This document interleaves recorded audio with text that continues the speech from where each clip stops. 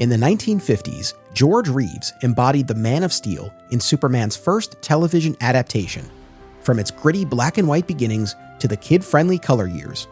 To this day, an entire generation reveres George as their Superman, while for others, the show remains an overlooked, underrated chapter in the character's history.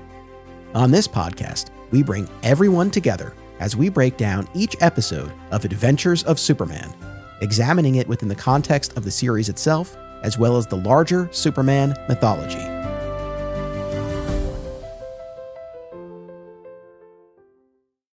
Welcome to another exciting episode in the Adventures of Superman. I'm your host, Anthony Desiato. Joining me to discuss Season 3, Episode 13, the season finale, King for a Day, is returning guest Rich Roney. Welcome back. Good afternoon, everybody. How are you? We've made it to the end of Season 3.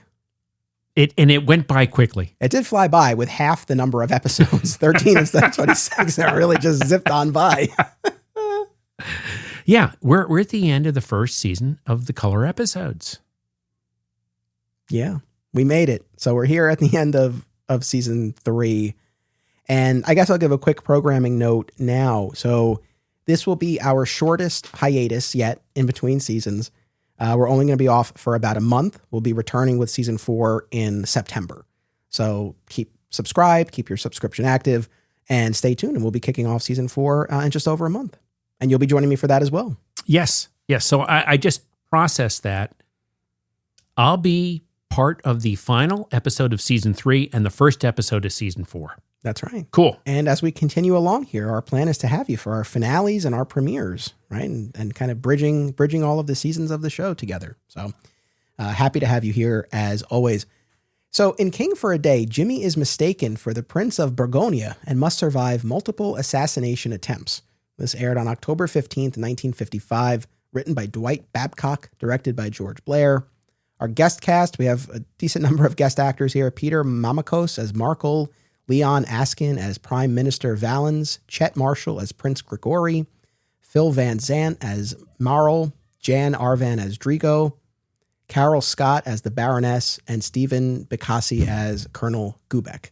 I'm sure I've butchered many of their names, but those are our folks here. What'd you think of this one? Well, another powerfully Jimmy-centric episode, which you're further along than me, but there seem to be a few Jimmy-centric episodes throughout Season 3. I did not get as much mileage out of this one as I did Olsen's Millions. I will say that at the top. Well, yeah.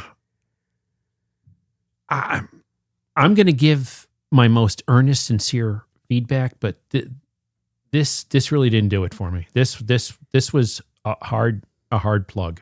You know, this one didn't do it for me either, and maybe I'll be able to explain it better as we move along. But I guess at the outset, I'm a little hard pressed to say exactly what it was about this. Can you pinpoint where this episode kind of let you down?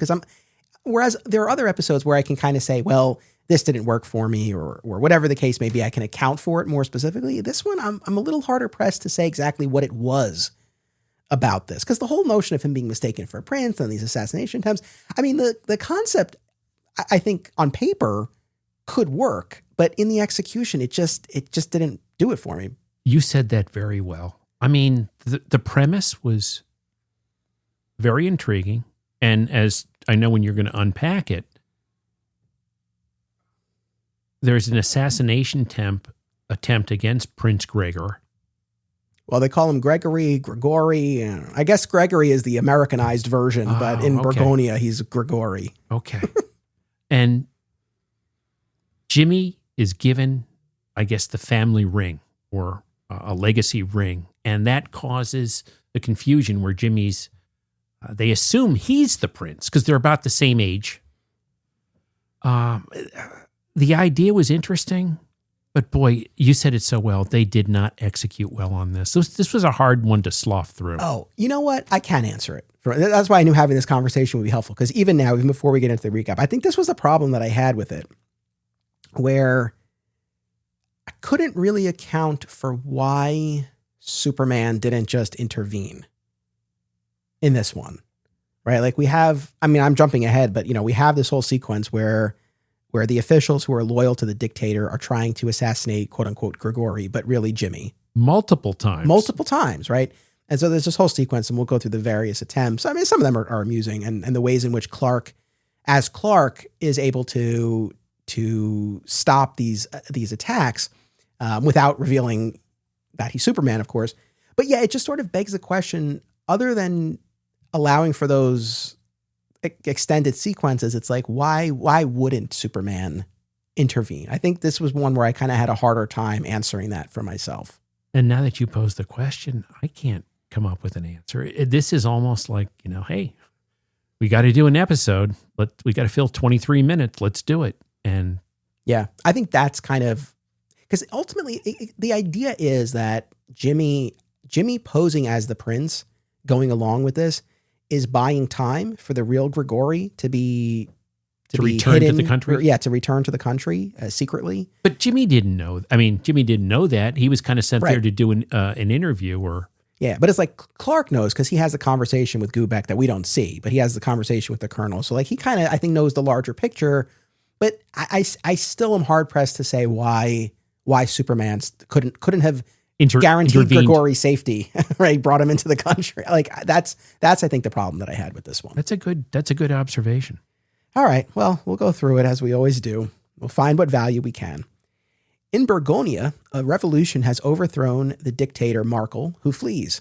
Back in Metropolis, Perry reveals to Clark and Jimmy that Prince Grigori, heir to the throne of Burgonia, has been living in seclusion in the United States. How'd you feel about Perry having this clutch information here? That is super convenient. Once again, I mean, we're going to hear this in season 4 episodes. I'm impressed with the writers because they always come up with that let me fill the hole action. Though it did surprise me that Perry's deep historic memory, they some of the characters are too omniscient or omnipotent. I mean, there's going to be other episodes we do later in time where Perry's a scientist and he's a magician. Okay, this was just a necessary. They had to set up the premise of the episode.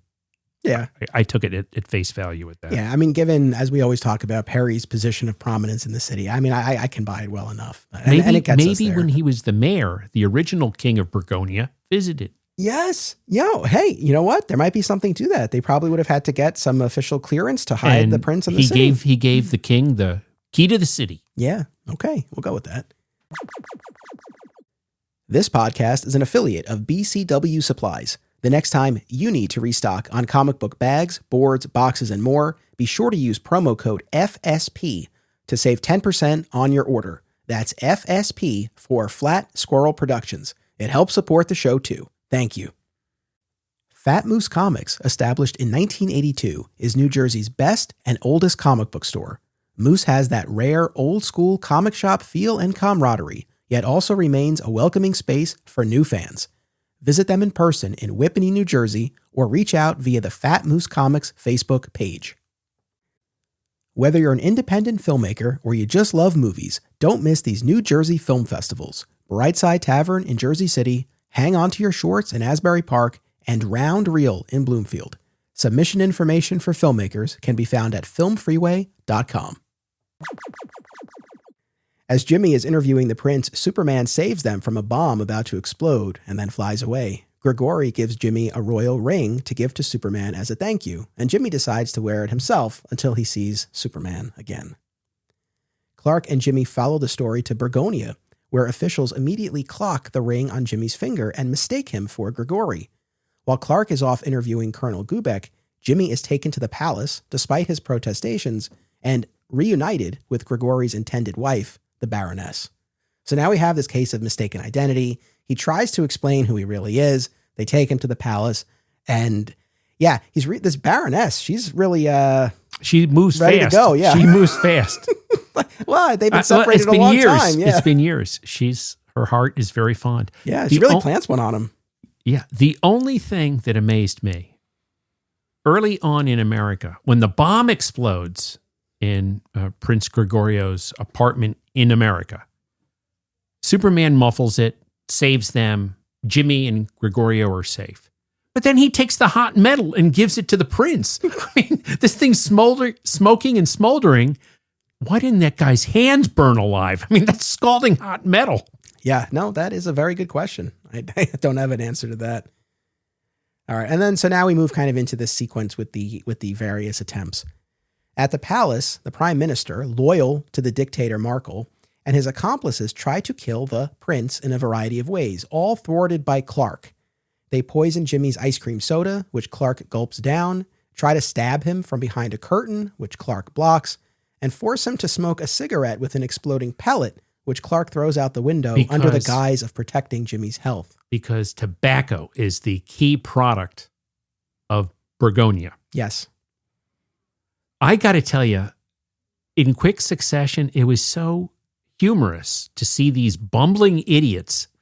I mean, every time they think they killed Jimmy or killed the prince, they come in, they're stunned to see him alive, and then they're bowing and bumbling. It was like the Three Stooges trying to do stuff. It was very funny at their constant failures. But I was also impressed with how overdressed they were. And they're wearing, like clothes you'd expect from 1900, the royal emblems and the gold and the brass. But they were just the Three Stooges. Yeah.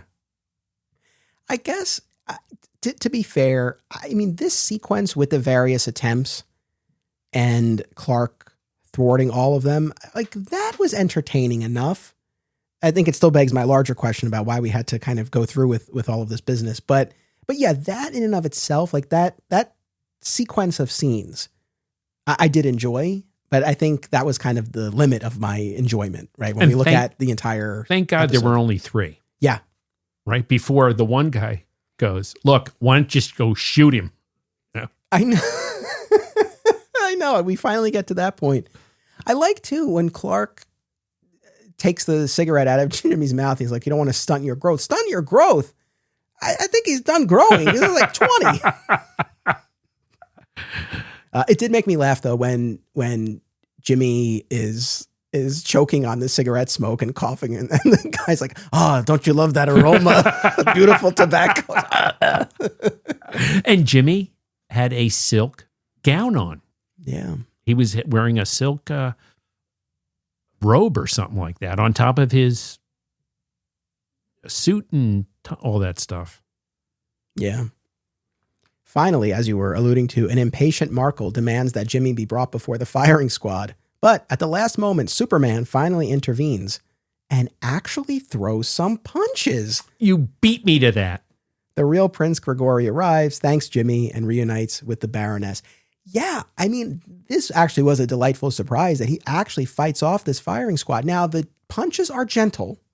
They're vastly more gentle than we saw in season 1, but they are actual punches. There's a kick too, if I'm not mistaken. I think when he first gets there, I could be misremembering, but I think you're right. I think when he grabs, I think he kicks one of the guys when he grabs the rifle from the firing squad. I mean, it's not like Superman kicking Steppenwolf in the Snyder Cut of Justice League. That's a whole other, but it was something.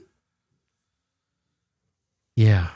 Yeah. No, it surprised me. I made a mental note of that we did see him throwing punches again, which we haven't seen really since the middle of season 1. Because even towards the end of season 1, he shifted to karate chops and banging the heads together. And then the staple, even when a few weeks ago when we discussed Clark Kent Outlaw, it was karate chops when he had the 3 villains in the car.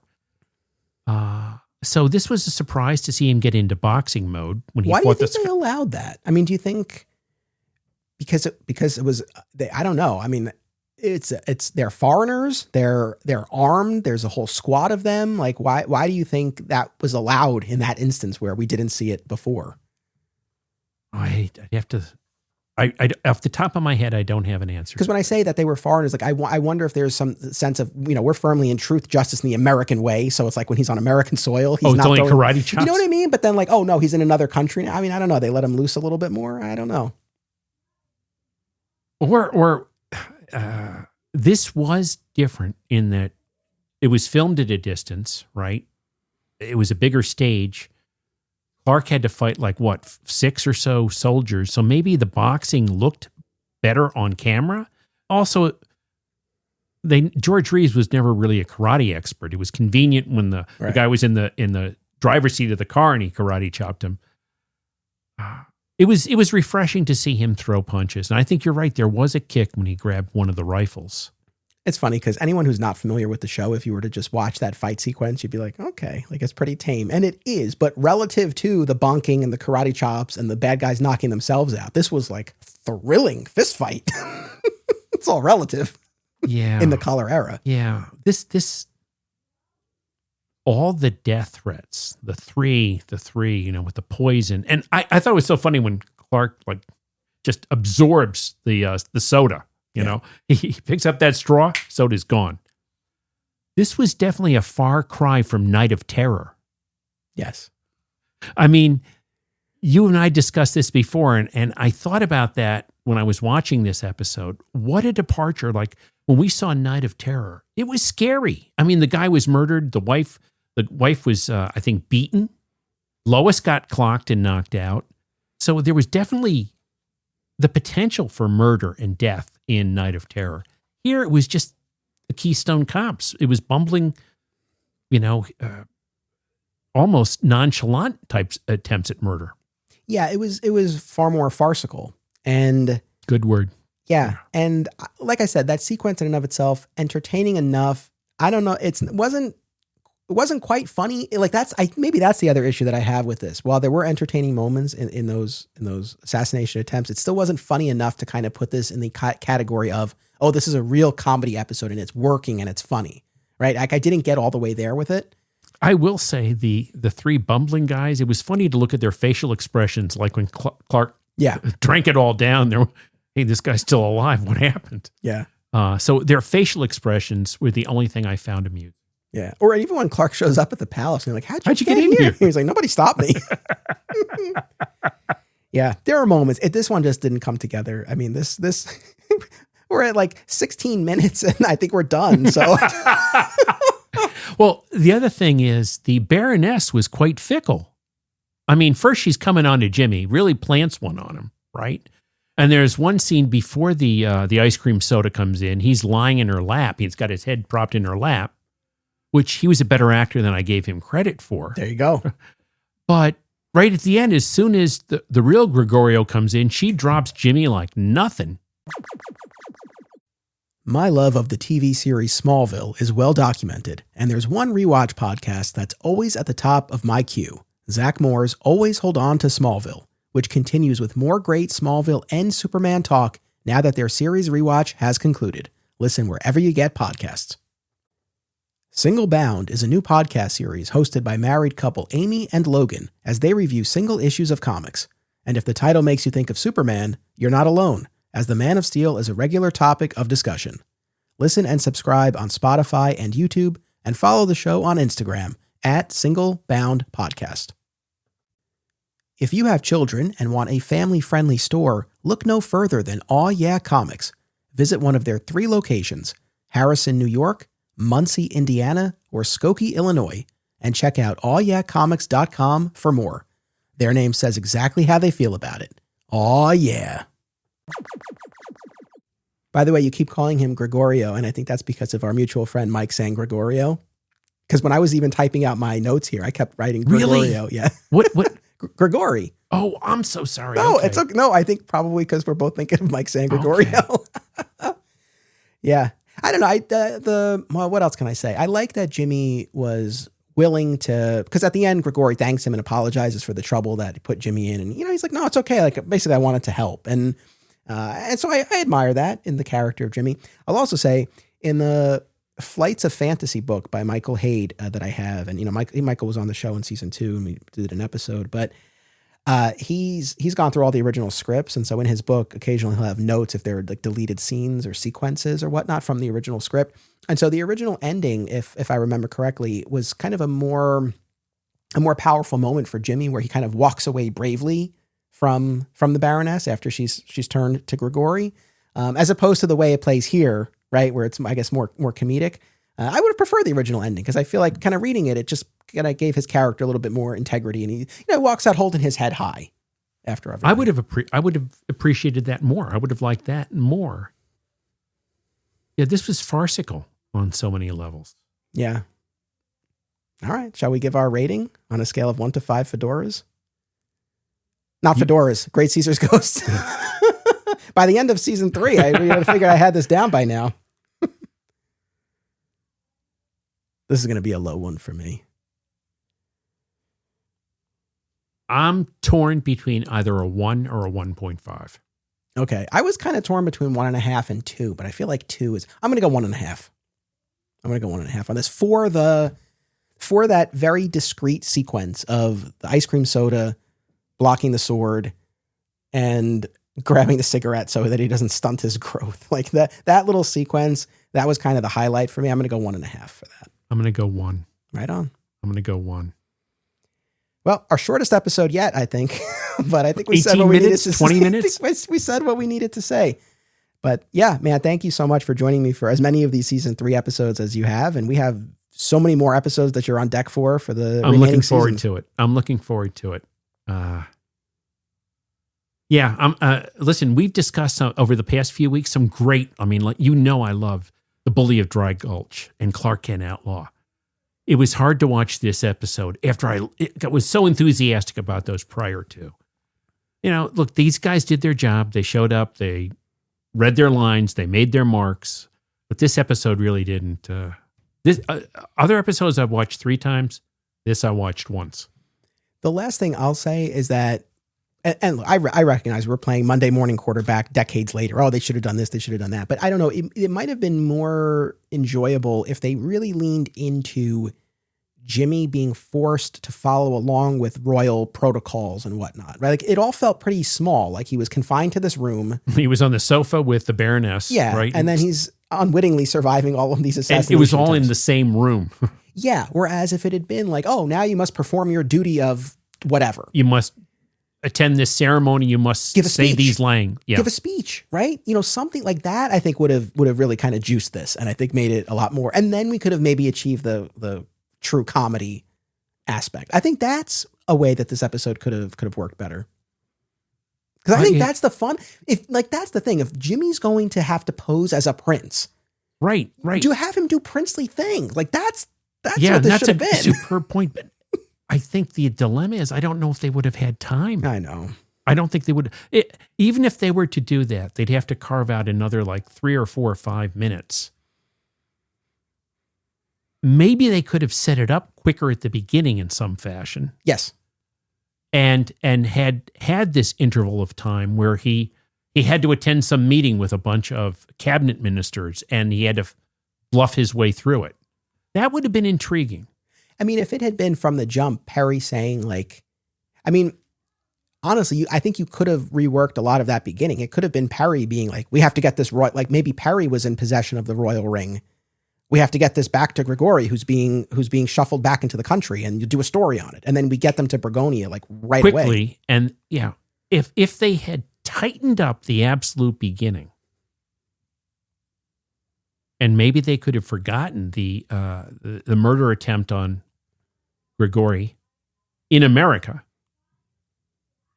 compressed that time and set the stage where Jimmy had to attend a cabinet meeting in the personality of Grigori. Yes. So, okay. So this is the other thing, right? That scene with the bomb and everything, other than giving us the action piece, it doesn't really add much because it's not like, oh, Jimmy observes Grigori's personality or accent, or he has some affect that Jimmy is then going to imitate when he goes to Burgonia, right? And I get the whole setup here is that the prince has been living in America. He hasn't been there. So no one, I guess, knows what he's supposed to look or sound or act like anyway. I get that.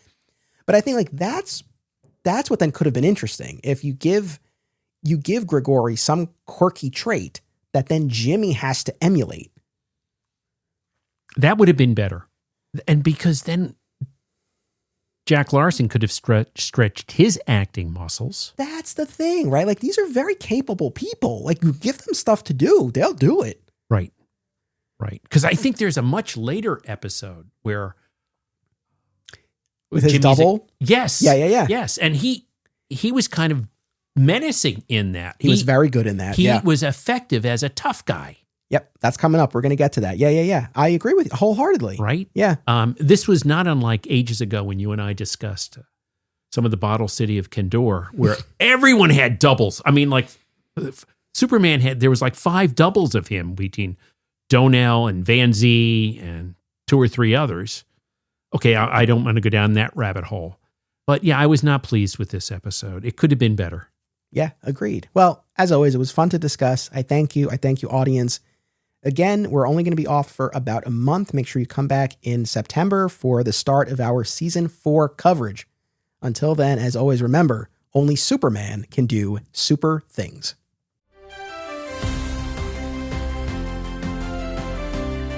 Support the show and receive exclusive content, including the spin-off podcast Beyond Metropolis, by becoming a member at patreon.com/Anthony Desiato. My sincere thanks to all patrons. Please subscribe, rate, and review today via your platform of choice, and continue the conversation by joining us on social media. Links are in the show notes. Flat Squirrel Podcast is also home to Digging for Kryptonite, a Superman fan journey, a long-running weekly series mining Superman's vast mythology across time and media. Subscribe today.